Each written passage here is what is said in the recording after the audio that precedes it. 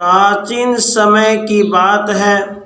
सिंहकेतु नामक एक पंचाल देशीय राजकुमार अपने सेवकों को साथ लेकर एक दिन वन में शिकार खेलने गया। उसके सेवकों में से एक शबर को शिकार की खोज में इधर उधर घूमते एक टूटा फूटा शिवालय दिख पड़ा। उसके चबूतरे पर एक शिवलिंग पड़ा था जो टूटकर जलहरी से सर्वथा अलग हो गया था। शबर ने उसे मूर्तिमान सौभाग्य की तरह उठा लिया। वह राजकुमार के पास पहुंचा और विनय पूर्वक उसे शिवलिंग दिखाकर कहने लगा, प्रभु देखिए, यह कैसा सुंदर शिवलिंग है। आप यदि कृपा पूर्वक मुझे पूजा की विधि बता दें तो मैं नित्य इसकी पूजा किया करूं। निषाद के इस प्रकार पूछने पर राजकुमार ने प्रेम पूर्वक पूजा की विधि बतला दी। 16 उपचार पूजन के अतिरिक्त उसने चीता भस्म चढ़ाने की बात ही बतलाई। अब वह शबर प्रतिदिन स्नान कराकर चंदन अक्षत वन के नए नए पत्र पुष्प फल धूप दीप नृत्य गीत वाद्य के द्वारा भगवान महेश्वर का पूजन करने लगा। वह प्रतिदिन चीता भस्म भी अवश्य भेंट करता। तत्पश्चात वह स्वयं प्रसाद ग्रहण करता। इस प्रकार वह श्रद्धालु शबर पत्नी के साथ भक्ति पूर्वक भगवान शंकर की आराधना में तल्लीन हो गया। एक दिन वह शबर पूजा के लिए बैठा तो देखता है पात्र में चीता भस्म तनिक विशेष नहीं है। उसने बड़े प्रयत्न से इधर उधर ढूंढा और उसे कहीं भी चीता भस्म नहीं मिला। अंत में उसने स्थिति पत्नी से व्यक्त की।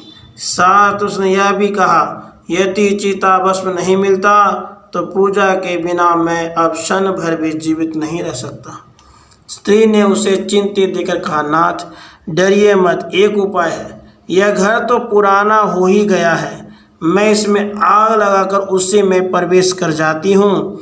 इससे आपके पूजा के निमित्त पर्याप्त चीता भस्म तैयार हो जाएगी।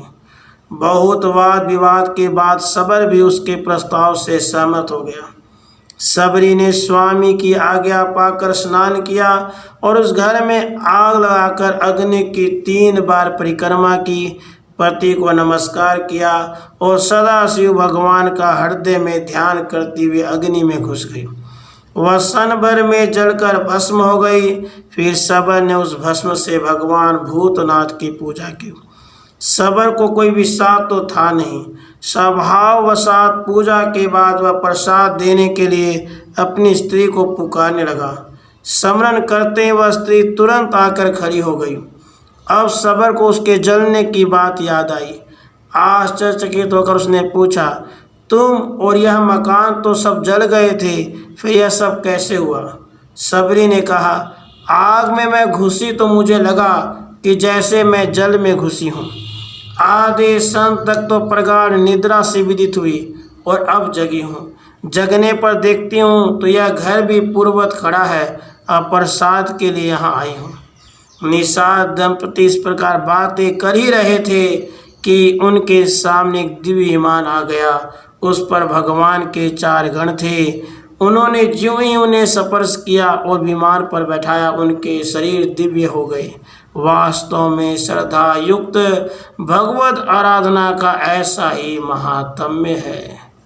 राधे कृष्ण, राधे कृष्ण।